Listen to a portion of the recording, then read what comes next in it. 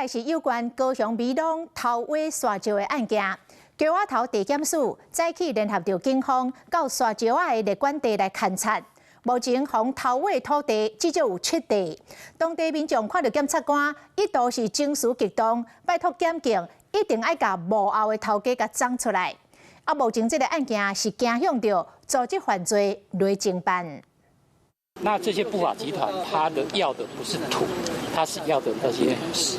高雄发生几6件头屋沙石仔的案件，检察官甲基山的分局长，伫今仔日早起到高雄美浓的成功段勘查。到目前为止，已经至少有7地土地红头屋。我们必须要到现场来去了解，到底我们的整个大自然环境。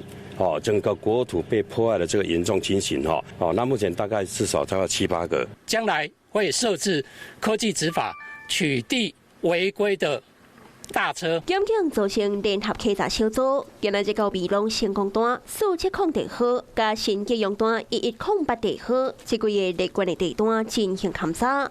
检察长强调，最近执行几6号搜索，已经查扣20几台怪手。恁掠是掠只，其实大只你无掠着。我认真去掠啦，你放心啦。真正的头家，我嘛知要安怎讲。是大概2年多前就开始挖。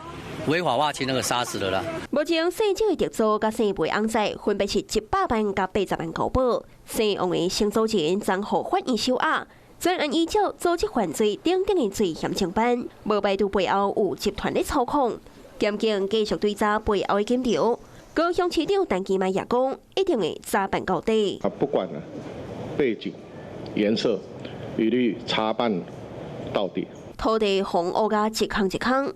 民众烦恼未来敢会发生同款的问题，检警继续追查幕后的集团，希望会当彻底斩断背后的势力。Hello， 我是蒋欣梅，想要抢先掌握最及时的新闻资讯吗？赶快订阅、按赞、开启小铃铛，锁定华视新闻 YouTube 频道。